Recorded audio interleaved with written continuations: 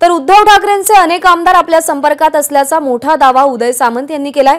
सत्ता स्थापनेनंतर विरोधक उरणार नसल्याचं सामंत यांचं वक्तव्य आहे।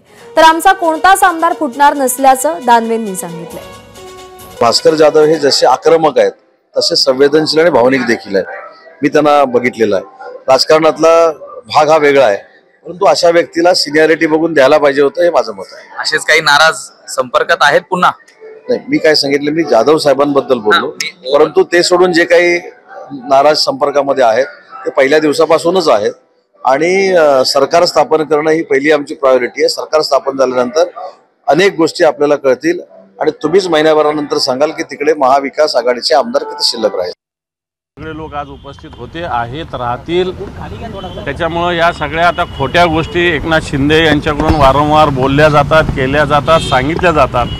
याच्यात शुद्ध हा खोटेपणा आहे, चुकीचं बोलणं आहे। सगळेच्या सगळे शिवसेना जेवढे निवडून आले सगळे एबीपी माझा, उघडा डोळे बघा नीट।